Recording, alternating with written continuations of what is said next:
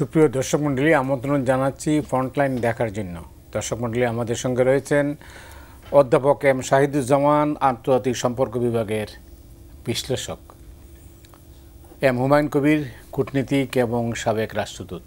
দুজনকে স্বাগত জানাচ্ছি।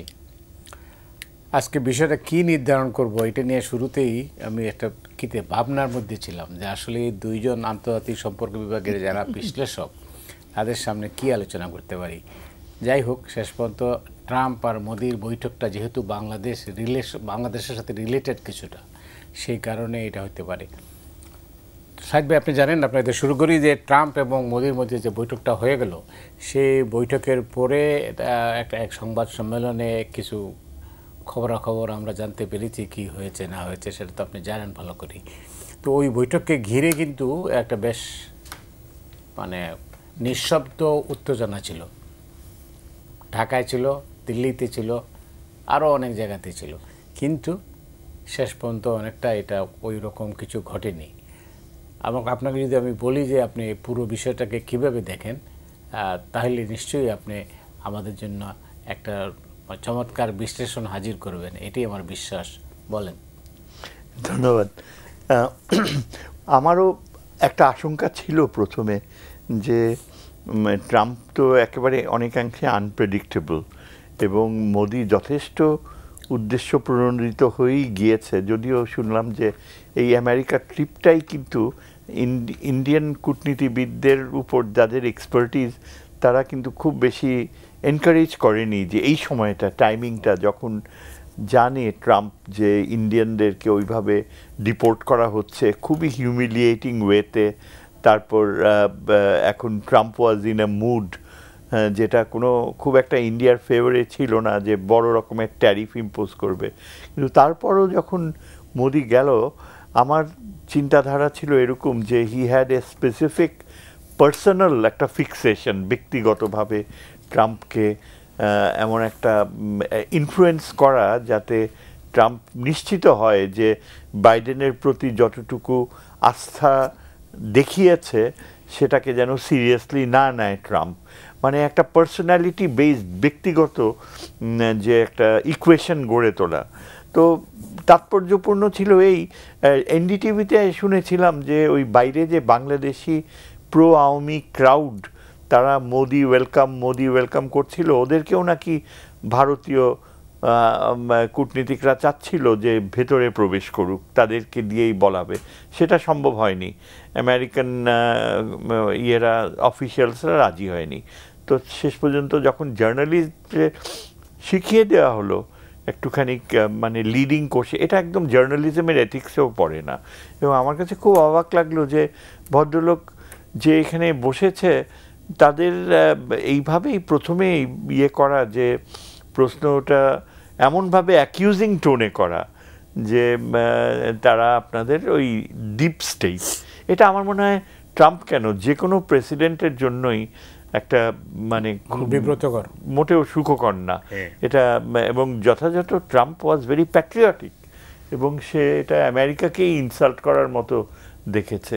প্রথমেই তার টোনটা ডিসইন্টারেস্টেড মনে হলো, যার ফলে উত্তরটা এমন যে 100 বছরের বেশি সময় ধরে আপনারা করছেন। এটাই আমার কাছে খুব একটু পিকুলিয়ার মনে হলো যে কি mean history, did he mean Brahminic domination of Bangladeshi Muslims, did he mean that ইন্ডিয়ানসরা তো এখানে আপার হ্যান্ড ইম্পোজ করে আসছে, ইন্ডিয়ান ইম্পেরিয়াল পাওয়ার, এটাকে কি মিন করলো নাকি সে বললো? তবে আমি একটা জিনিস বুঝি যে ট্রাম্প বললো যে আমি আর কি উত্তর দেবো, আপনার কাছেই ছেড়ে দিচ্ছি।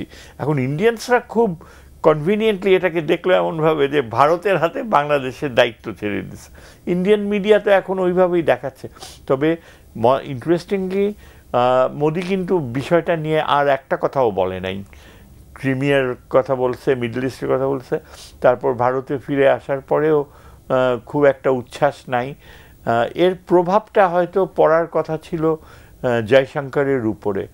আমার কাছে মনে হয়েছে যে জয়শঙ্কর ঠিক ওইখান থেকে ওই যে মিউনিক সিকিউরিটি কনফারেন্সে যে তার একটা যে ভার্সন দেখলাম, সেই আগেকার মতোই ইউরোপকে আর ওয়েস্টার্ন পাওয়ার্সদেরকে অ্যাকিউজ করা মানে মোরালাইজ করা যে ভারতের গণতন্ত্র কত মহান, ভারত চারপাশে সবাইকে গণতন্ত্র এনকারেজ করে, আর নিজেও এই সে ভারতে গণতন্ত্র ইলেকশন হয়ে গেল, দিল্লিতে তার দল জিতেছে, আশেপাশে যারা কথা বলছিল তারা বেশ স্কেপটিক্যাল।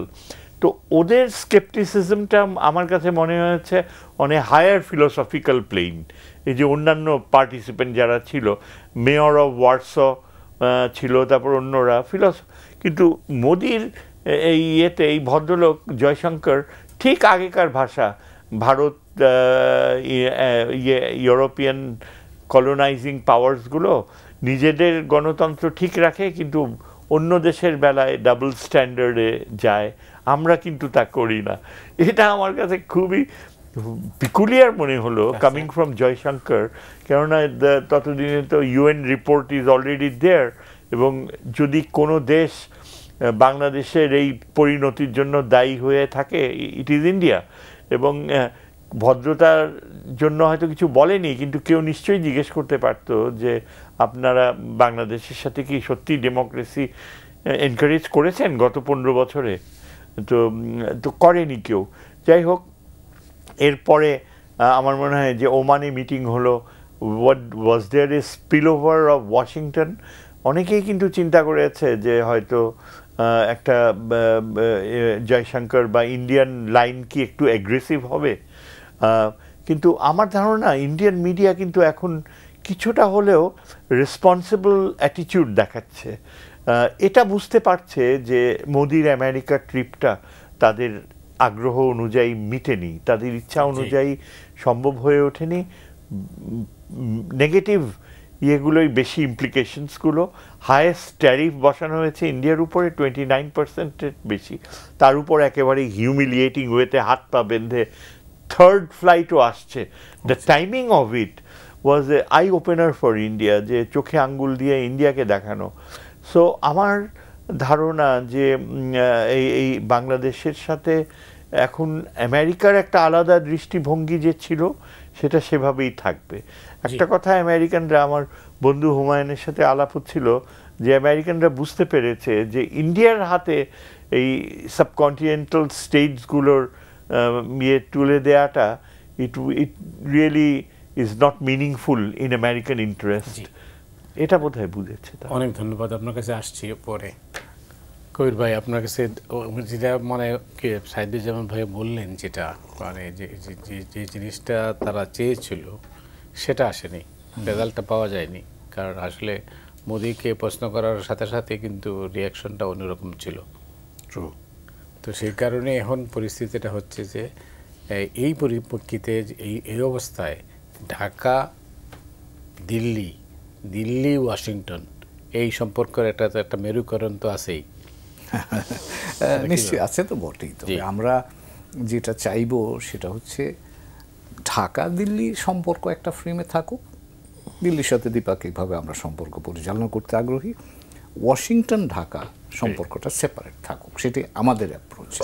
এবং এর মধ্যে কতগুলো কমন বিষয় থাকে, সেই কমন বিষয়গুলো আমরা ডিল করতে পারি। কিন্তু বাংলাদেশের মৌলিক স্বার্থের ব্যাপারে আমি মনে করি আমরা দুইটা সেপারেট ট্র্যাক চালু রাখা এবং এটা পার্সু করা, এটাই আমার ধারণা, আমার ব্যক্তিগত ধারণা, এটা আমাদের জন্য মঙ্গলজনক হবে। এর একটু আসি, আমি একটু যোগ করি। আপনি যেটা দিয়ে শুরু করেছিলেন যে বাংলাদেশে এবং এই দক্ষিণ এশিয়াতে সব জায়গাতেই একটা টান উত্তেজনা ছিল যে ট্রাম্প মোদি মিটিংয়ের ফলাফল কি হবে, কারণ এটার একটা প্রতিক্রিয়া হবে কিন্তু, মানে শুধু আমাদের এখানে না, এমনকি বৈশ্বিক প্রেক্ষাপটের একটা প্রতিক্রিয়া হওয়ার সম্ভাবনা আছে। এখন সেই জায়গাটায় আমি ওখান থেকে শুরু করি। ট্রাম্প, প্রাইম মিনিস্টার মোদি বা ভারতীয় এস্টাবলিশমেন্টের ধারণা ছিল যে হাউডি মোদি, অর্থাৎ মোদি ট্রাম্প ওয়ান প্রথমবার যখন ছিলেন, মোদির সাথে যে সম্পর্কটা ব্যক্তিগত পর্যায়ে হয়েছিল সেটাকে পুঁজি করে তারা ওইটার উপর বিল্ড আপ করবেন। এবং তাদের প্লেবুকটাও কিন্তু ছিল ওই ফার্স্ট ট্রাম্পের প্রথম আমলের প্লেবুক। কিন্তু ট্রাম্পের ওয়াশিংটন, ট্রাম্প টুতে এসে কিন্তু ওয়াশিংটনের চেহারা বদলে গেছে। ট্রাম্প কিন্তু আর সেই জায়গায় নাই এখন ট্রাম্প এবার এসে অনেক বেশি তিনি আত্মমুখী বা অন্তর্মুখী যদি আমি বলি, এবং সেখানে অন্তর্মুখী না শুধু, অ্যাগ্রেসিভলি অন্তর্মুখী। মানে তিনি আর কিছু ভাবতে পারছেন না। এবং সেটার নমুনাগুলো যদি বলি, দেখেন তিনি বন্ধু শত্রু বলে কোনো কথা নাই, সকলের উপর ট্যারিফ আরোপ করছেন। তার ন্যাফটা, আগে যেটা ন্যাফটা ছিল, পরে যেটা ইউএস, মেক্সিকো, কানাডা হয়েছে ফ্রি ট্রেড এরিয়া, মেক্সিকো এবং কানাডার উপরে প্রথমেই তিনি আরোপ করে দিয়েছেন 25%। এবং মেক্সিকোর এবং কানাডা থেকে যে পণ্য সামগ্রী আমদানি হয়, এই পণ্য সামগ্রীগুলো ধরেন গাড়ির যন্ত্রাংশ, যদি একটা গাড়ি যদি বলি, অন্তত 15-20 বার কিন্তু এইগুলি বর্ডার ক্রস করে, বিভিন্ন ইকুইপমেন্ট আসা যাওয়া করে, ফিটিং হয় ইত্যাদি। তো এই দুটো দেশকে তিনি প্রথম কিন্তু হিট করেছেন। তার অর্থ হচ্ছে যে ট্রাম্পের কাছে এখন মার্কিন যুক্তরাষ্ট্রের স্বার্থটাই বড় জিনিস, এর বাইরে অন্যরা সবাই এক। এবং সেই কারণে আপনি লক্ষ্য করবেন যে ইউরোপিয়ান ইউনিয়ন দ্বিতীয় বিশ্বযুদ্ধের পর থেকে মার্কিন যুক্তরাষ্ট্রের নির্ভরযোগ্য বন্ধুই আমরা বলতে পারি, এবং তারা একই বৈশ্বিক দৃষ্টিভঙ্গি নিয়েই তারা থাকে। তাদের উপর ট্যাক্স দিয়েছেন, ট্যারিফ বসিয়েছেন। সারা পৃথিবীর সব দেশের জন্য বলছেন এখন রেসিপ্রোকাল ট্যারিফ, মানে আমি যদি 5% বসাই মার্কিন পণ্যের উপর, তিনিও 5% বসাবেন। তো ফলে এই যে এই মার্কিন যুক্তরাষ্ট্র কেন্দ্রিক তার চিন্তা ভাবনাটা, এবং এর পাশাপাশি আরও একটা বড় জিনিস তিনি করছেন ওয়াশিংটন, এটা আমার ব্যক্তিগত ধারণা বা আন্ডারস্ট্যান্ডিং, সেটা হচ্ছে তিনি এবার তার লিগাসি টাইম, সেকেন্ড টাইম, এরপর প্রেসিডেন্ট হয়তো চেষ্টা থাকতে পারে, কিন্তু প্রেসিডেন্ট হওয়ার এই শেষ টাইম উনি বিগ গেম খেলার চেষ্টা করছেন।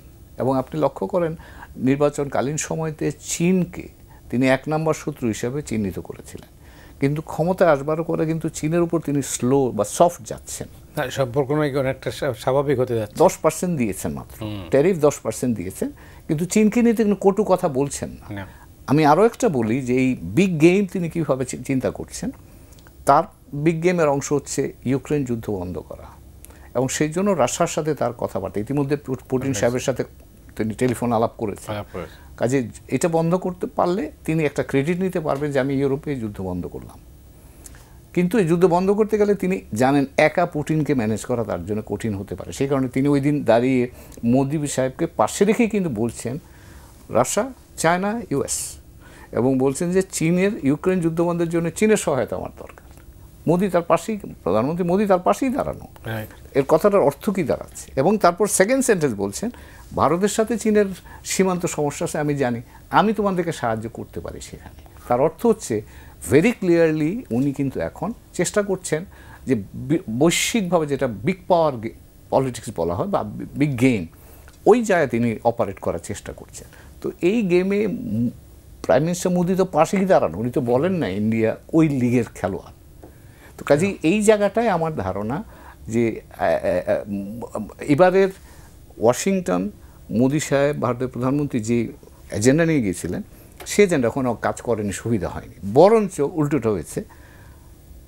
যেটা বন্ধু শহীদ বলছিল, এর আগের দিন 116 জনের ভারতীয় ইলিগাল মাইগ্রেন্টকে নিয়ে এসে প্লেন ল্যান্ড করেছে অমৃতসরে। এটা নিয়ে ভারতীয় পার্লামেন্টে আলোচনা হয়েছে। শুধু ল্যান্ড করে নাই, হাতে হাত করা ডান্না বেরিয়ে দিয়ে তাদেরকে নিয়ে এসছে।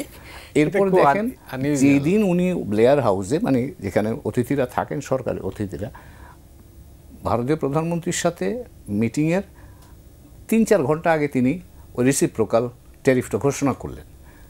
কূটনীতিতে এটা আমরা বলি, যদি ওনার ঘোষণা করারও থাকতো, যদি তার অতিথিকে তিনি সম্মান দেখাতেন, তাহলে সেটা পরে তিনি করতে পারতেন। কিন্তু আগে করার অর্থ হচ্ছে আপনি আপনার অতিথিকে নোটিফাই করে দিচ্ছেন যে আমি কিন্তু this is what I mean, এবং তোমার সাথেও কিন্তু আমার এই ফ্রেমের মধ্যেই কথা বলতে হবে। এবং সবশেষ যেটা বলবো সেটা হচ্ছে আপনি লক্ষ্য করেন সব কিন্তু ভারতের উপর, গ্যাস, তেল, গ্যাস, বিমান, যুদ্ধ বিমান, টেকনোলজিটাও ভারতের সাথে কোঅপারেশন হয়েছে। সেটা যদি ঠিক মতো যায় ভারত উড বেনিফিট ইভেনচুয়ালি। কিন্তু ভারত কিন্তু one of the most conservative domestic market, economic market. এখন তারা কিন্তু ওপেন আপ করতে হবে। এবং এই যে ধরেন বড় বড় ফেসবুক বলেন বা মেটা বলেন, আপনি ইউটিউব বলেন, ওরা কিন্তু অনেক দিন ধরে ভারতের মধ্যে, ভারত সরকারের সাথে চ্যালেঞ্জের মধ্যে পড়ছে। এখন এই মার্কেটগুলো ওপেন করতে হবে। সহজ কথা, এই ভিজিটে মার্কিন যুক্তরাষ্ট্র নেট গেইনার, এবং ভারতকে এখন ভারতও গেইন করবে, কিন্তু সেটা ইমিডিয়েটলি না, লং টার্মে গিয়ে হয়তো গেইন করবে যদি কোলাবোরেশনটা ঠিক থাকে। এবং আমি লাস্ট পয়েন্ট যেটা বলবো, আমার ধারণা চীন এবং মার্কিন যুক্তরাষ্ট্রের মধ্যে এক ধরনের একটা প্রতিদ্বন্দ্বিতা থাকবে, কিন্তু একটা রফা হওয়ার একটা সম্ভাবনা একেবারে উড়িয়ে দেওয়া যায় না। অনেক ধন্যবাদ। চীন এবং যুক্তরাষ্ট্রের মধ্যে যদি মানে তাদের দূরত্ব, যদি সম্পর্কের যে হেরফের ছিল, যে দূরত্ব ছিল, সেই দূরত্বটা যদি কমে আসে তাহলে কি দাঁড়াবে এই অঞ্চলে, বিশেষ করে আমাদের এই অঞ্চলে, বিশেষ করে ভারতের সাথে সম্পর্কটা কেমন যাবে চীনের? আমি তো মনে করি এটা খুবই শুভ সংবাদ হবে বাংলাদেশের জন্য। চীনের আর যুক্তরাষ্ট্রের মধ্যে যদি দূরত্ব কমে আসে, আর ভারতের ব্যাপারে আমেরিকা মোদিকে যে মেসেজ দিয়েছে যে you are on your own, আর আমাদের স্বার্থ তোমাদের স্বার্থ আলাদা, এটাই আমি বুঝি। This is also a blessing আমার জন্য, আমার মনে হয়। এখন আমি মনে করি এটাই হচ্ছে সুযোগ, কিন্তু আমাদের ইন্টারনাল ফরেন পলিসি ডিসিশন মেকিংটাকে আমি একটা বড় প্রশ্নবোধক চিহ্ন, যে এত hesitant about putting forth our geopolitical requirements with China. যেমন আমি সরাসরি চলে যাই, যেটা আমার চিন্তা, যে আমি মনে করি চীনের সাথে বারবার ভারতীয় রিটায়ার্ড জেনারেলসরা যেভাবে থ্রেটেন করছে বাংলাদেশের ব্যাপারে, নর্থ ইস্টে বাংলাদেশ নাকি চিকেন নেক আলাদা করে দিচ্ছি, এই ধরনের অ্যালিগেশনস, চায়নার সাথে আমাদের সিকিউরিটি পার্টনারশিপের ব্যাপারেও ভারতের আপত্তি, মানে পুরা ব্যাপারটা হচ্ছে যে অ্যাজ এ সিকিউরিটি অ্যানালিস্ট আমার মনে হয় যে ভারত আমাদেরকে সিকিউরিটি পয়েন্ট অফ ভিউ থেকে একেবারে ভালনারেবল করে রাখতে চায়। এখন এই ভালনারেবিলিটিটা কাটাতে হলে আমি মনে করি চায়নার সাথে দুটাই, আমার কাছে কিন্তু চায়নার এই মেসেজটা সিগনিফিকেন্ট মনে হয়। ওই যে ওরা ম্যাপে বলছে না যে অরুণাচল প্রদেশকে তোমরা সাউথ তিব্বত বলে লিখবে তোমাদের টেক্সট বুকে, এটা চায়নার এই সময়টায় এটা অ্যাপারেন্টলি মনে হয় একটা মাইনর জিনিস, যে what does it matter how I call you, কারণ এটা তো ইন্ডিয়ার হাতেই আছে অরুণাচল। কিন্তু চায়না যে বাংলাদেশকে, এখানে আমি সিকিউরিটি ইমপ্লিকেশন দেখি। চায়না চাচ্ছে যে এই ডোকলামে তাদের যে সিকিউরিটি ডেভেলপমেন্টসগুলো হচ্ছে, সেই ক্ষেত্রে আমার মনে হয় চায়নাকে যদি একেবারে রিয়েলি আমাদের আউটস্ট্যান্ডিং ফ্রেন্ডশিপে আনা যায়, যেমন আমার ধারণা যে পাকিস্তানের সাথে চীনের অনেক গভীর সম্পর্ক, এবং যতই বলা হোক যে পাকিস্তান ডেপ ট্র্যাপে পড়েছে, পাকিস্তান কিন্তু অনেক কিছু আদায় করে নিছে চীন থেকে, অনেক কিছু যেটা সে অকল্পনীয় ছিল। গোয়াদারের ফিউচার, ওইখানে তেল পাওয়া গেলে তো পুরা এরিয়াটাই পাকিস্তানের। আমাদেরও ওই পথে যাওয়া উচিত আমি মনে করি, এবং এই দিক থেকে আমাদের সাথে পাকিস্তানের একটা সম্পর্ক, আস্থার সম্পর্ক গড়ে তোলা স্বার্থের ভিত্তিতে, কেননা আমাদের পাকিস্তানের এক্সপিরিয়েন্স উইথ চায়না এটা খুব ইম্পর্ট্যান্ট আমাদের জন্য। চীনের সাথে আমাদের দুটা এরিয়াতে এই আগামী দিনগুলোয়, এগেইন আমি বললাম যে ইলেক্টেড গভর্নমেন্ট আসবে কি না, এই গভর্নমেন্টও ইনিশিয়েটিভ নিবে কি না। যেমন একটা অবভিয়াসলি আমার মনে হয় তিস্তা ব্যারেজ এরিয়াটা চীনের সাথে আমাদের ইমিডিয়েটলি করে ফেলা উচিত, কিন্তু কেন যে এই সরকার এটাকে ডিলে করছে, ডিসেম্বরে নিচ্ছে, তারপর এখানে আমার মনে হয় আমাদের একটা বাধা হলো একটা কোটেরি আছে যারা একেবারে আমেরিকা আর ইন্ডিয়াকে at the cost of China appease করতে যায়। কিন্তু আমার ধারণা চায়নার সাথে যে আমেরিকার এখন একটা ডেভেলপমেন্ট হয় ইন টার্মস অফ, যেটা হাইলি লাইকলি আমার মনে হয়, বিকজ আমেরিকান পলিসি ইতিহাসে আমরা যদি দেখি, রিপাবলিকান পলিসি নিক্সনের সময় থেকেই কিন্তু চায়নার সাথে রিপাবলিকানরা সবসময় একটা অ্যাকোমোডেশনের পলিসিতে যেতে চেয়েছে। এখন আমরা যদি চীনের সাথে সিকিউরিটি পার্টনারশিপ করি, যেমন আমার ব্যক্তিগত ধারণা হচ্ছে এই যে লালমনিরহাটের এয়ার বেসটা, এটা দ্য লংগেস্ট বেস, যদিও এটা বর্ডারে মাত্র শিলিগুড়ি করিডোর থেকে 12 মাইল দূরে, কিলোমিটার দূরে, আমাদের জন্য ওটা সিকিউরিটি ভালনারেবিলিটি ক্রিয়েট করে। But if we lease it out to China, আমরা যদি বলি যে চায়না এখানে এয়ারবেস তৈরি করুক, ডেভেলপমেন্ট সিকিউরিটি স্ট্রাকচারটা মডার্নাইজ করুক, আমাদের এভিয়েশন স্কুলটা ডেভেলপ করতে হেল্প করুক, সবচেয়ে বড় কথা চাইনিজ প্লেনস যদি ওইখানে বা ওই বেসে থাকে এবং আমাদের সাথেও যদি একটা এভিয়েশন পার্টনারশিপ হয়, আমি মনে করি ডেটারেন্ট হিসেবে চায়না কিন্তু এটা বলবে না আমার ধারণা যে it's too close to the border. চায়নার জন্য আমাদের জন্য it will be a security wall, কারণ ইন্ডিয়ান জেনারেলসরা বারবার বলে যে বাংলাদেশের রংপুরের ওই অঞ্চলটা তাদের দরকার, তারা কিন্তু ওইখানে ওদের সবসময় সুযোগের অপেক্ষায় থাকবে। আমরা এই ইন্ডিয়ান আচরণটাকে নিউট্রালাইজ করতে হলে চায়নাকে এখানে এয়ারবেসের ব্যাপারে অ্যাট্রাক্ট করা উচিত। আমি এটা বলছি কেন, যে ওই যে আমাদের 16 বছরের যে অ্যাপিজমেন্ট পলিসি, ভাই ঝামেলায় যাব না, ফ্রেন্ডশিপ টু অল, ওইটা থেকে বের হয়ে যাওয়া, কারণ আমাদের অনেক স্টেক আছে। হ্যাঁ, চায়না যদি এই চায়নাটা ওই সিগন্যালটা দিছে, এই যে তোমরা নাম চেঞ্জ করো, এটাকে বলো, কারণ they have plans, territorial plans ওদের আছে। ওরা সত্যি সত্যিই ভাবে যে অরুণাচলের একটা অংশ ওদের দরকার, ডোকলাম হয়ে এই যে সাউথে যদি আসা যায়, বাংলাদেশের এই পাশটা যদি চাইনিজ প্রেজেন্স হয়, এটা কিন্তু আমাদের মিলিটারি থিঙ্কিংয়ে বোধহয় এটা রয়েছে, কিন্তু ফরেন অফিস থিঙ্কিংয়ে ইট ইজ টু রিস্কি। এটা একটা আরেকটা জাস্ট ব্রিফলি, চায়নাকে আমাদের এই যে রামপাল তথাকথিত পাওয়ার স্টেশন, কোল, এটা absolutely a disaster, ecological damage প্রচুর। ওইখানে আমরা চাইনিজদেরকে অ্যাট্রাক্ট করতে পারি। They can have a naval monitoring station that will give us a maritime boundary security. এই দুইটা, বে অফ বেঙ্গলে আর নর্থে, এই দুইটা জিনিস যদি আমরা চায়নাকে ট্রাস্ট করতে পারি, তাহলে আমার মনে হয় our relationship with China will have a quantum leap. বুঝছেন মতি ভাই? অনেক ধন্যবাদ আপনাকে কবির ভাই। এটা লক্ষ্য করছেন নিশ্চয়ই, এটা নতুন ডেভেলপমেন্ট হতে যাচ্ছে বলে আমার মনে হয়। সেটা হচ্ছে যে ভুটান, শ্রীলঙ্কা, নেপাল এবং বাংলাদেশকে নিয়ে নতুন জোট। এটা আমাদের প্রধান উপদেষ্টা কিন্তু কালকে বক্তৃতায় এরকম একটা ইঙ্গিত করেছেন, নিশ্চয়ই লক্ষ্য করেছেন। হ্যাঁ, লক্ষ্য করেছি। না, এটা তো এমনিতেও একটা এক ধরনের কাঠামো আছে, কিন্তু যেমন ধরেন 2010 সালে ভারত সফর সময়তে যে চুক্তিটা হয়েছিল বা যে এগ্রিমেন্টটা হয়েছিল, এগ্রিমেন্ট বলতে আমি স্টেটমেন্টে এসেছিল, পরে ফলো আপ করা হয়েছে, সেখানে তো বাংলাদেশ তখন কিন্তু একটা নতুন কনসেপ্ট, মানে এটা ওইভাবে আলোচিত হয়নি, কিন্তু একটা ধারণা কিন্তু ভিত্তিতে কিন্তু এটা হয়েছিল, ভালোভাবে ব্যাখ্যা করা হয়নি। সেটা ছিল ওপেন রিজিওনালিজম, অর্থাৎ উন্মুক্ত আঞ্চলিকতা। তার অর্থটা হচ্ছে বাংলাদেশ আমরা উন্মুক্ত করে দেব সবার জন্যে, আর সবার কাছ থেকে আমিও একই উন্মুক্ততা প্রত্যাশা করি।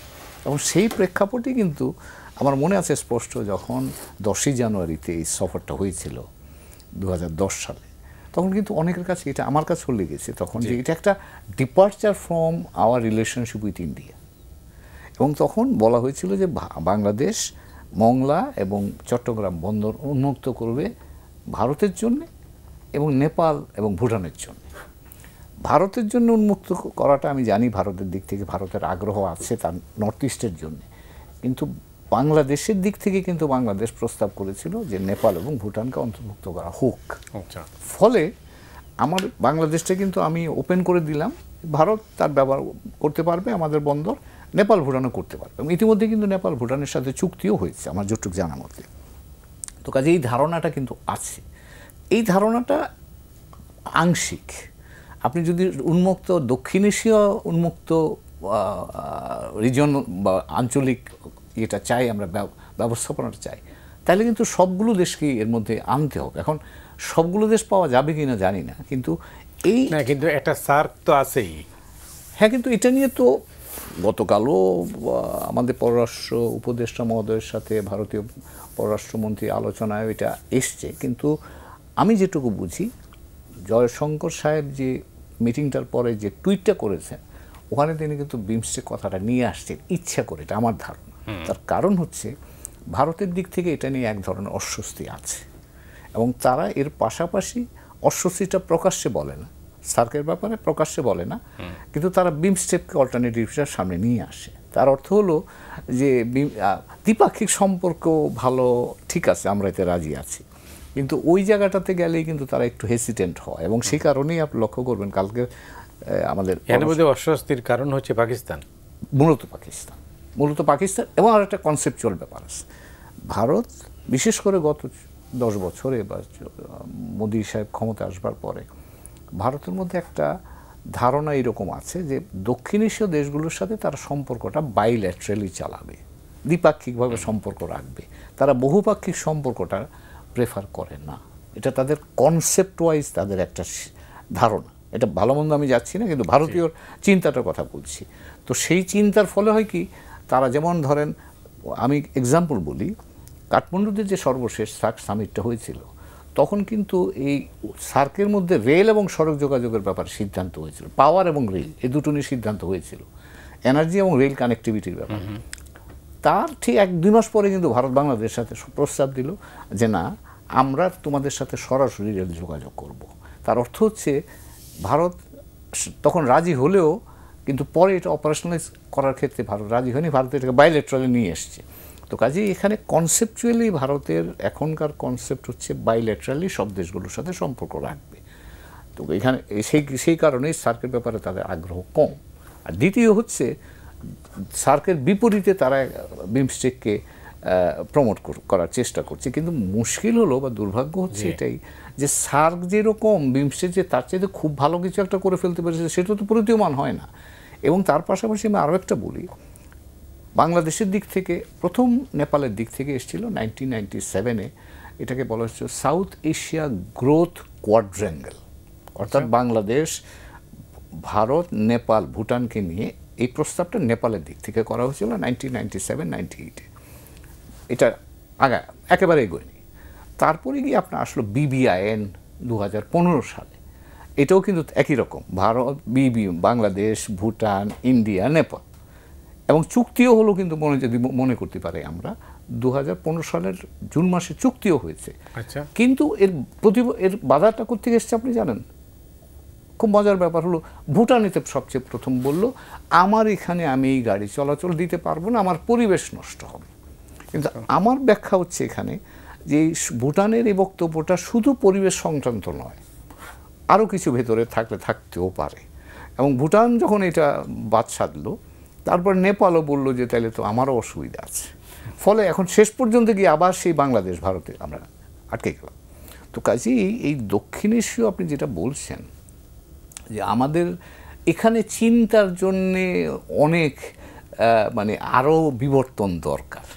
এবং এই বিবর্তনে গতকাল আমাদের প্রধান উপদেষ্টা মহোদয় যে বক্তব্যটা দিয়েছেন, আমি এটা সাধুবাদ জানাই। কারণ আলটিমেটলি আমরা বাংলাদেশ ভৌগোলিকভাবে এমন একটা জায়গায় আছি, এই কানেক্টিভিটি ছাড়া আমাদের আর কোনো রাস্তা তো নাই।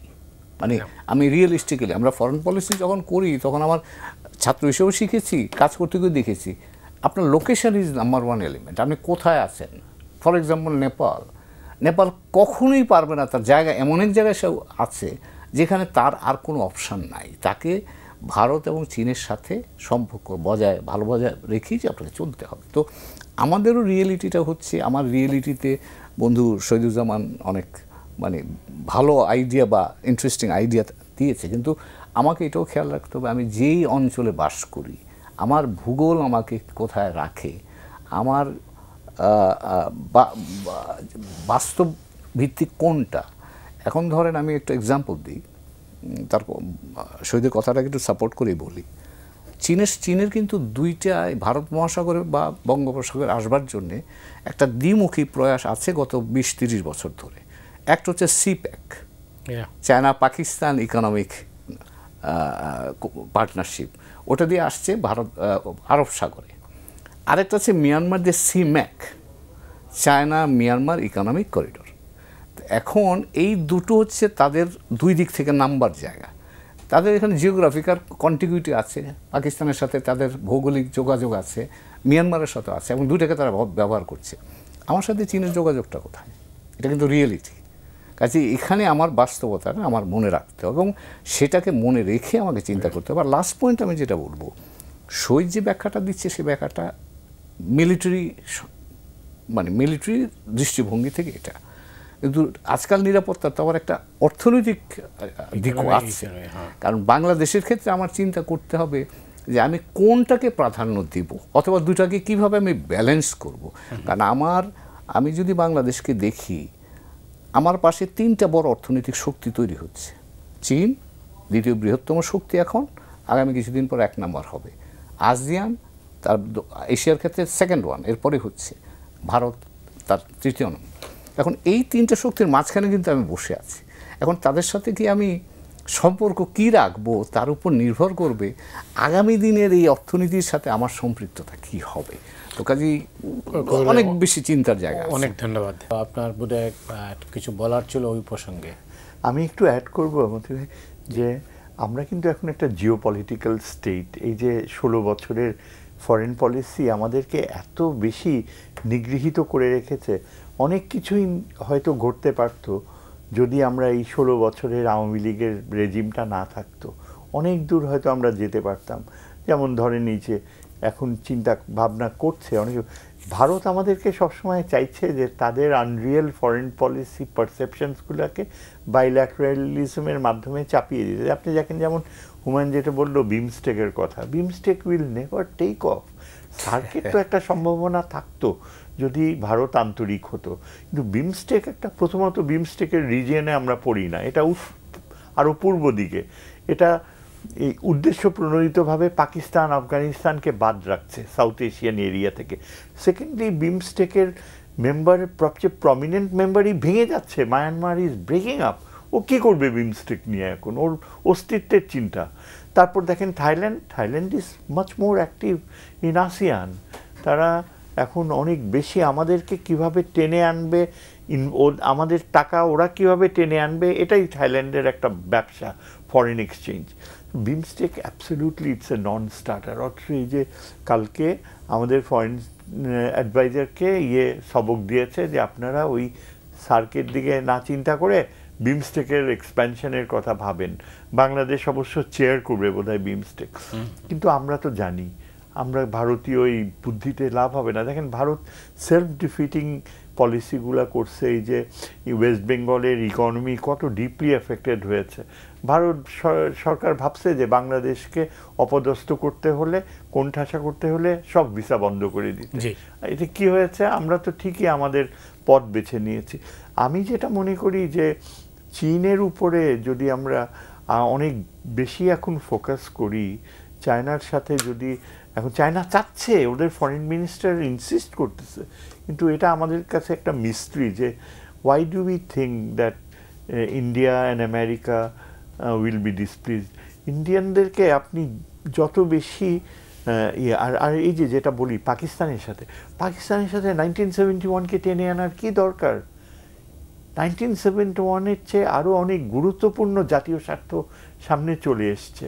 আমাদের সিকিউরিটির প্রশ্ন, আমাদের অস্তিত্বের ক্ষেত্রে পাকিস্তানের সাপোর্টের প্রশ্ন।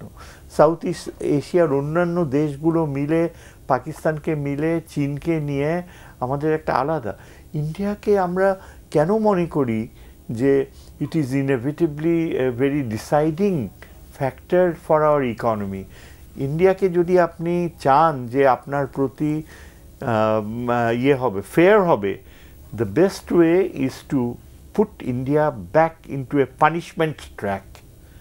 এবং সেটা হতে পারে পাকিস্তানের সাথে আমাদের নিরাপত্তা নৈকট্য আনবো, আমরা পাকিস্তানের সাথে নিরাপত্তা সহযোগিতা বাড়াবো। পাকিস্তান যতখানি চাচ্ছে প্রেজেন্স ইন্ডিয়ান ওশেনে এই দিকে, সেটাই পাকিস্তানের সাথে সহযোগিতা, কিন্তু আরও বেশি সহযোগিতা করব চীনের সাথে। এই যে চায়না না, যেটা সাহিদ ভাই যেটা বলছে, অনেকেই বলেন যেটা এটা খুব ঝুঁকিপূর্ণ হতে পারে। এটাই তো মুশকিল, এই প্যাসিভ চিন্তাটা। দেখেন এই যে ঝুঁকিপূর্ণ সাইকিটা আমাদের ভিতর ঢুকে গেছে, it is because of this 15-16 years. আজকে একজন খুব ইন্টারেস্টিংলি বলছিলেন, এই গভর্নমেন্টেরই একজন খুব বলছিল যে আমাদের, ইউনুস সাহেবই তো বলছিল যে আমাদের বিগেস্ট অ্যাসেট হচ্ছে man power. It is a huge asset, it cannot be undermined. Manpower is a huge asset. There is going to be a huge demand for manpower, trained manpower. দেখেন পাকিস্তানের 3 মাসে ওরা বাইরে থেকে এনেছে $15 billion, which is for them a record. চিন্তা করেন তা সারা বছরে তাইলে almost they will fetch 50 billion পাকিস্তানের ইকোনমি অ্যাফ্লোট রয়েছে, ভালো করতেছে, but it is Indian propaganda which is making Pakistan look as a collapsing economy. হ্যাঁ, এরা টার্কির সাথে আমাদের যে এখন নতুন সম্পর্ক হয়েছে, এগুলোকে টার্কি, ইরান, পাকিস্তান, চায়না, এবং আমার ধারণা হচ্ছে the Americans will tolerate us doing it. তারা টলারেট করবে। অনেক ধন্যবাদ। এবং ঝুঁকি নেই এখানে। আপনি কি কোনো ঝুঁকি দেখেন, নাইলে অন্য প্রসঙ্গে যাব? আমি ঝুঁকি বলবো না, তবে ইউক্রেন ঘটনাবলীর প্রেক্ষাপটে আমাকে একটু নতুন করে হয়তো আবার চিন্তা করতে হবে যে ইউক্রেনকে তো মার্কিন প্রশাসন, আগের প্রশাসন বড় ধরনের সাপোর্ট দিল, কিন্তু এখন তো মনে হচ্ছে যে রাশিয়া এবং মার্কিন যুক্তরাষ্ট্র ইউক্রেনকে মাঝখানে ফেলে দিয়ে তারাই নিজেদের মধ্যে একটা চুক্তি করে ফেলবে। এবং ইউক্রেনের প্রেসিডেন্ট গত পরশু উনি মিউনিক সিকিউরিটি কনফারেন্সে গিয়ে কিন্তু তিনি ব্যাপকভাবে ইউরোপিয়ানদেরকে অনুরোধ করছেন যে ভাই তোমরা আমাদেরকে বাঁচাও। এবং ইউরোপিয়ানরা এখন বলছে যে ইউক্রেন নিয়ে কোনো শান্তি চুক্তি যদি হতে হয় তাহলে সেখানে ইউক্রেন এবং ইউরোপ থাকা বাঞ্ছনীয়। তো তার অর্থ হচ্ছে যে বড় শক্তির খেলার মধ্যে ঢুকলে একটু চিন্তা করে যেতে হবে। খেলতে ভালোই লাগে, বাট বা শুনতে ভালো লাগলেও তারপরও এই ধরনের একটা বড় ধরনের একটা ডিসিশন, এইটা মানে পলিটিক্যাল গভর্নমেন্টের পক্ষেই নেওয়া সম্ভব। পলিটিক্যাল গভর্নমেন্ট শুধু না, এটা আমি মনে করি ব্যাপক আলাপ আলোচনা, জনগণেরও অংশগ্রহণ প্রয়োজন। কারণ এই ধরনের আপনি কোনো সিদ্ধান্ত, বড় সিদ্ধান্ত নিতে গেলে বা আমাদের প্রতিষ্ঠিত ধরেন পররাষ্ট্র নীতির অপারেশনালি আমরা প্লাস মাইনাস করি, কিন্তু এটা একটা ফান্ডামেন্টাল ইস্যু আর চেঞ্জ হবে। তো সেটা যদি হতে হয় তাহলে রাজনীতিবিদরা আছেন, গভর্নমেন্ট সরকার যেমন থাকবেন, জনগণেরও এখানে মতামত নেওয়া প্রয়োজন বলে মনে করছি। অন্য প্রসঙ্গে যাই। বিশেষ করে ইউএন রিপোর্ট অন বাংলাদেশ, যেটা মানে জুলাই এবং আগস্টের এই হত্যাকাণ্ড সম্পর্কে যে রিপোর্টটা আসছে, এইটাকে আপনার কীভাবে দেখেন? এগুলো এক। আর দুই নম্বর হচ্ছে এতে শেখ হাসিনার ভবিষ্যৎ কী? ধন্যবাদ আপনাকে।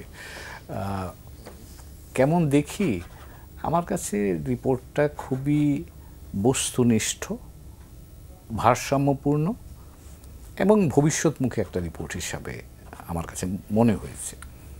বস্তুনিষ্ঠ কেন? কারণ তারা কিন্তু, আপনি রিপোর্টটাতেই তারা বলেছে, তারা অন্তত 2000 মানুষের সাথে অনলাইন অফলাইন তারা কথা বলেছে, ফরেনসিক এভিডেন্সগুলো তারাই করেছে, ল্যাব টেস্ট করেছে। তো কাজেই তারা একটা প্রতিবেদন বস্তুনিষ্ঠ করার জন্যে যেই সংশ্লিষ্ট কার্যক্রম পরিচালনা করার দরকার এগুলো করেই কিন্তু তারা এটা করেছে। ভারসাম্যপূর্ণ এই জন্য বললাম, তারা শুধু জুলাই আগস্টের ঘটনাবলীতে মনোযোগী থাকেনি, তার আগে কি ঘটেছে সেটাও তারা এর মধ্যে অন্তর্ভুক্ত করেছে। জুলাই আগস্টের পরেও যে কিছু ঘটনা ঘটেছে সেটাকেও তারা কিন্তু এনেছে। তো কাজেই আমার কাছে মনে হয়েছে জাতিসংঘর ফ্যাক্ট ফাইন্ডিং মিশনের যে দায়িত্ব তাদের উপর অর্পিত, সেই দায়িত্বটা তারা সুষ্ঠুভাবে পালন করার জন্য যতখানি সৎ থাকা সম্ভব, যতখানি অবজেক্টিভ থাকা সম্ভব ততখানি তারা থেকেছে। আর ভবিষ্যৎমূলক এই কারণে বললাম, তারা কিন্তু এখানে ঘটনাগুলিতে কারা নেতৃত্ব দিয়েছেন, কিভাবে দিয়েছেন, কি প্রক্রিয়া ব্যবহার করেছেন, কাদের উপর দায় আছে, সবগুলো একেবারে স্পষ্ট করে বলা। তো কাজেই আমার কাছে মনে হয় যে জুলাই আগস্টের আন্দোলনকে বুঝবার জন্য বা এই ঘটনাবলীকে বুঝবার জন্য এর চেয়ে ভালো ডকুমেন্টেশন এই মুহূর্তে আর নাই। আর আরেকটা বিষয় আমি বলি, এটা কেন কোথায় গেল, এটাকে আমরা কিন্তু মনে করছি যে এটা একটা নিরাপত্তা সংক্রান্ত বা মানুষের উপর অত্যাচার, মানবাধিকারের বিষয়টা। সবচেয়ে ব্যাপার হচ্ছে তাদের কনটেক্সটের মধ্যে কিন্তু তারা বলেছে যে গত এই বাংলাদেশের অর্থনৈতিক ব্যবস্থাপনার যে জটিলতা, দুর্বলতা, তরুণ প্রজন্মের হতাশা তৈরি হওয়ার কারণ, এগুলো কিন্তু তারা ব্যাখ্যা করেছে। কাজেই এটা কিন্তু একটা ভেরি কম্প্রিহেন্সিভ আমার কাছে রিপোর্ট মনে হয়। শুধুমাত্র জুলাই আগস্ট না, আমাদের ভেতরে গিয়ে দেখা দরকার এই জুলাই আগস্টের মতো ঘটনাটা কেন হলো এবং ভবিষ্যতে কি করলে এই ধরনের ঘটনা ঘটবে না, সেটার কিন্তু সুনির্দিষ্ট পথরেখা দিয়েছেন। এখানে যেই ব্যক্তি, প্রতিষ্ঠান, রাজনৈতিক দল যাদেরই সংশ্লিষ্টতা আছে, অর্থনৈতিক কর্মকাণ্ড, প্রক্রিয়া, সব কিন্তু তারা একটা চমৎকার রিপোর্ট দিয়েছে। আপনার সেকেন্ড প্রশ্নের জবাব যেটা বলবো, এখানে তো ভূমিকা স্পষ্ট এবং তারপর এখন আপনি মানে দায়টা নির্ধারিত, এখন সেই দায়টা নির্ধারিত হওয়ার পর এই দায়টাকে আপনি কীভাবে কাজে লাগাবেন সেটা নির্ভর করে আমাদের বিচারিক প্রক্রিয়ার উপর। তো কাজে সেই দিক থেকে বিবেচনা করলে আমি তো খুব ভালো একটা উজ্জ্বল ভবিষ্যতের কোনো ইঙ্গিত এই রিপোর্ট থেকে পাচ্ছি না। ধন্যবাদ। শাহিদ ভাই, আপনার কি মনে হয় এই ইউএন রিপোর্ট এবং যেটা আমি জিজ্ঞেস করেছিলাম? আমি খুবই পজিটিভলি দেখি। হুমায়ুন যে কথাটা বললো, রিপোর্টটা ইটস সো কম্প্রিহেন্সিভ, এবং সবচেয়ে বড় কথা হলো অনেকে ক্রিটিসাইজ করে, জার্নালিস্টরা বলে যে এরা নতুন কি দিল, এগুলো তো আমরাই সব জানতাম। কি দিল নতুন সেটা বড় কথা না, বড় কথা হচ্ছে অথেন্টিসিটি। এটা ইন্টারন্যাশনাল অ্যাপ্রুভেল পেয়েছে। আমরা যে কথাগুলো এতদিন বলে এসেছি, জার্নালিস্টরা বলে এসছে, ভারত এটা বারবার ইন্টারন্যাশনাল রিলেশনসে ডিনাই করতে চেষ্টা করেছে। তারা এটা বলতে চেয়েছে বৈধ সরকারকে উৎখাত করা হয়েছে। এখন এই রিপোর্টটা কিন্তু গ্লেয়ারিং প্রজেকশন অফ দ্য বলতে গেলে এই রিপোর্টটা কিন্তু in a way it's a part of international law. এটা এখন একটা বেসিস কম্পালশন ক্রিয়েট করছে যে আমরা এই ট্রায়ালসগুলো যেন কন্টিনিউ করি, এবং এই ট্রায়ালসগুলো কন্টিনিউ যত করা হবে, যত এই রিপোর্টটা আমরা ব্যবহার করতে পারবো, ততই ভারতের জন্য it will be more embarrassing. Bilateral relations তখন তার ওয়েস্টার্ন কান্ট্রিজ, আমেরিকার সাথে, তখন কিন্তু তারা আর মুখ দেখাতে পারবে না, কনফিডেন্টলি কথা বলতে পারবে না।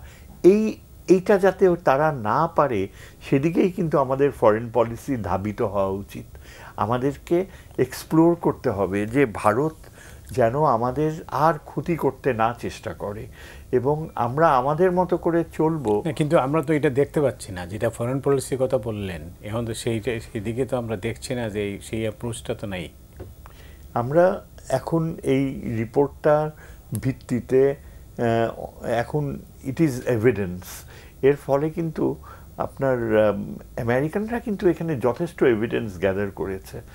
এই যে ওরা রোহিঙ্গা প্রবলেমের সাথে রিলেট করার সময় hundreds and hundreds of westerners, Americans, তারা শুধু রোহিঙ্গা ক্যাম্পেই কাজ করেনি, এই আগের গভর্নমেন্টের যে এভিডেন্সগুলো ওরা সবই কশাসলি গ্যাদার করেছে। আমার মনে হয় অনেক আগে থেকেই আমেরিকানসরা, ব্রিটেনও চেয়েছে, ইউরোপিয়ান ইউনিয়নও চেয়েছে যে ইন্টারন্যাশনাল ক্রিমিনাল কোর্ট কোনো একটা রোল হয়তো ইভেনচুয়ালি প্লে করতে পারে। আমার মনে হয় বাংলাদেশ সেদিকে ইউনূস সাহেব সেভাবে রিলায়েবল একটা যোগাযোগ রাখবে। কিন্তু আমার প্রবলেমটা আমি যেটা দেখছি মেইনলি, যে আমাদের foreign office is extremely Indocentric, India centric foreign policy, এবং ইন্ডিয়া এটা ভালো করে বোঝে যে বাংলাদেশের দৌড় কতটুকু। এই আসপেক্টটা আমি ওইভাবে এই জন্যই আমি মনে করি যে we have to play the game of Jio politics, because আমরা এখন কনসিয়াসলি তো বে অফ বেঙ্গলে আমাদের প্রচুর রিসোর্সেস এক্সপ্লয়েট করতে হবে। সেগুলো এতগুলা বছরেও আমরা তেলও তুলতে পারি নাই, গ্যাসও তুলতে পারি নাই। We need some sort of A protection, geopolitical protection. চীন আমাদেরকে সেই অবস্থানটা দিবে। আর চীনের সাথে ভারতের যদি আমরা চিন্তা করি যে সম্পর্কের উন্নয়নের বিষয়টা প্রায়োরিটি পাবে চায়নার কাছে, আমার মনে হয় যে চায়নার টেরিটোরিয়াল অ্যাম্বিশনস আর ক্রুশিয়াল, স্পেশালি এই অরুণাচলের অংশটা আর এইদিকে ডোকলামের অংশতে ডেফিনেটলি ওরা বে অফ বেঙ্গলের আসার ব্যাপারে যদি বাংলাদেশকে পায়। মায়ানমার কিন্তু ভেঙে যাচ্ছে রাষ্ট্র হিসাবে, হয়তো লুজ একটা স্টেট হিসাবে থাকবে, কিন্তু একটা স্টেবিলিটি না থাকলে, স্টেট পাওয়ার স্টেবল না হলে মায়ানমারের ফায়দাটা চীন নিতে পারবে না, অতখানি রিলাই করতে। Alternative is Bangladesh. আমাদের এখান থেকে সাদার্ন এক্সেস তারা পেতে পারে বে অফ বেঙ্গলে।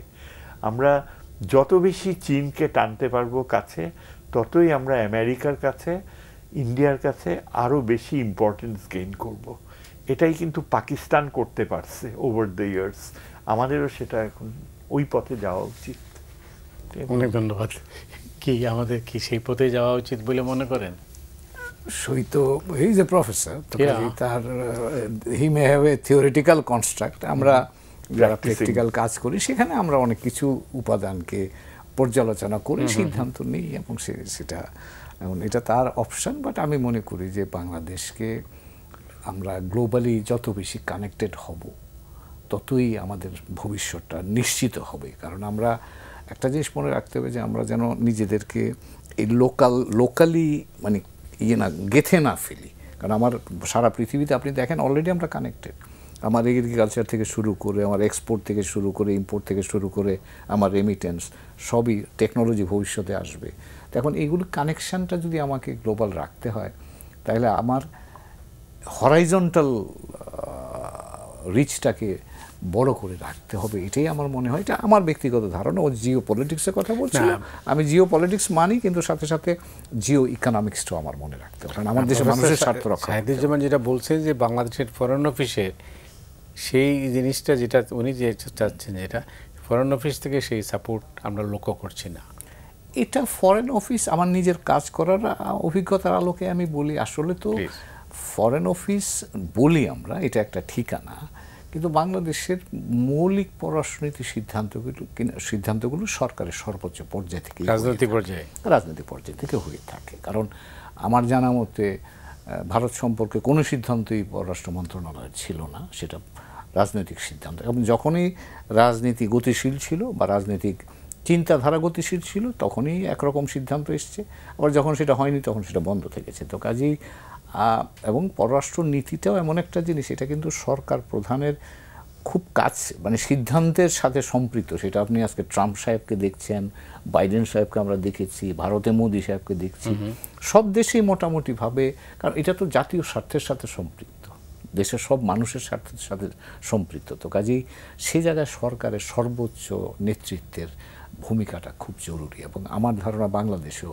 তার ব্যতিক্রম নয়। ফরেন অফিস সিদ্ধান্ত বাস্তবায়নে কাজটা করে, এবং সেই ক্ষেত্রে আমি আপনার এটাও যোগ করতে চাই যে এখনকার বাস্তবতায়, নতুন বাস্তবতায় আমাদেরকে নতুন করে চিন্তা করতে হবে। কারণ কি, এই যে গত 6 মাস ধরে আমরা ভারতীয় জনগণের কাছ থেকে যেই ধরনের প্রকাশটা আমরা দেখেছি, তার অর্থ হচ্ছে যে কূটনীতিটা এখন আর শুধুমাত্র কূটনীতিকদের মধ্যে সীমাবদ্ধ নাই, এর সাথে জনগণের অংশ সম্পৃক্ত হয়ে যাচ্ছে।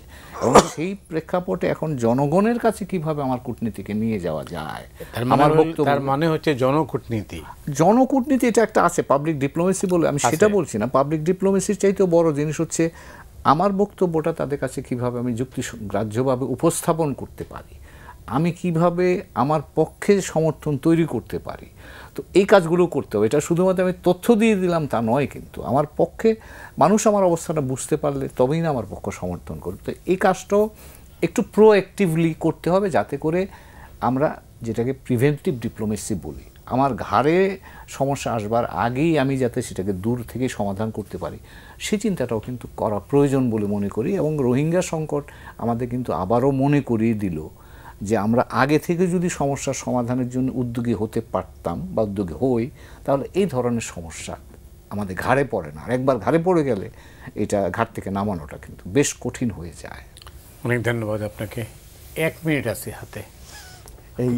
আমি হুমায়ুনের সাথে একমত যে সবচেয়ে হলো হরাইজন্টাল এক্সপ্যানশন, কানেক্টিভিটি একটা ইম্পর্টেন্ট। দেখেন, আমরা সবসময় ভারতের সাথে আর্গিউ, আমার মনে হয় কি টু আওয়ার ইকোনমিক গ্রোথ হচ্ছে ইন্ডিয়া পাকিস্তান রিকনসিলিয়েশন। পাকিস্তান কিন্তু যথেষ্ট এখন উন্নতি করেছে টেররিজম থামাতে, ইন্ডিয়া বারবার খালি পাকিস্তানকে টেররিজমের দিকে ঠেলে দেয়। এই যে বিয়োগান্তক অ্যাটিটিউড ইন্ডিয়ার, এটা থেকে বের হয়ে আসতে বাংলাদেশকে একটা বড় অ্যাটেম্প আমাদের অর্থনৈতিক স্বার্থে। যেমন দেখেন, আমরা বলি কানেক্টিভিটি নেপালের সাথে ভুটানের সাথে ট্রেন, এইখানে ট্রেন লাইন করে কী লাভ হবে? আমাদের ট্রেন লাইন করতে হবে ঢাকা টু লাহোর, আনারকালি এক্সপ্রেস নাম দিয়া। ইন্ডিয়াতে যদি ভাই আসামের ডিব্রুগড় থেকে ডেইলি ট্রেন যায়, 4 দিন লাগে, বিকানের পর্যন্ত যায়, সেই রাজস্থান পাকিস্তান বর্ডারের কাছে। চিন্তা করেন, 4 দিনের ট্রেন জার্নি, ডেইলি যাচ্ছে ডেইলি আসছে, 4 দিন। সেখান থেকে ঢাকা লাহোর তো আরও অনেক কম, 3 দিনের জার্নি। এটা কি ইন্ডিয়া অ্যাফোর্ড করতে পারতো না, দিতে পারতো না? একটা ট্রেন কত ট্যুরিস্ট অ্যাট্রাকশন হতো। ইন্ডিয়াতে দেখতেছে তার নিজের স্বার্থ, এখানেই তো প্রবলেম। ইন্ডিয়া যেভাবে নিজের স্বার্থ দেখছে, এটা যে ওদের নিজেদের গলা কেটে পা কেটে অন্যের যাত্রা ভঙ্গ করা, এটা ইন্ডিয়ার জন্য it's a very unrealistic policy. পাকিস্তানকে আইসোলেট করা, দেখেন শেষ পর্যন্ত আফগানিস্তানের সাথে হাত মিলাতে যাচ্ছে। কি এমন ওরা করতে পারবে আফগানিস্তানের সাথে? চায়না সেখানে বসে গেছে, অথচ পাকিস্তানের সাথে তারা নর্মালাইজ করতে চায় না। যদি করতো। শাহিদ ভাই, হাতে সময় নেই, অনেক ধন্যবাদ আপনাকে। কবির ভাই, আপনাকে অনেক ধন্যবাদ। আসলে 2 বন্ধুর লড়াইটা আমরা মোটামুটি দেখলাম, শুনলাম, তবে বেশিরভাগই ছিল একেবারে সৌহার্দ্যপূর্ণ। অনেক ধন্যবাদ দুজনকে। দর্শক মণ্ডলী, আপনারা যারা এই অনুষ্ঠান দেখলেন, আপনাদের সবাইকে ধন্যবাদ জানিয়ে আজকের মতো এখানে বিদায় নিচ্ছি।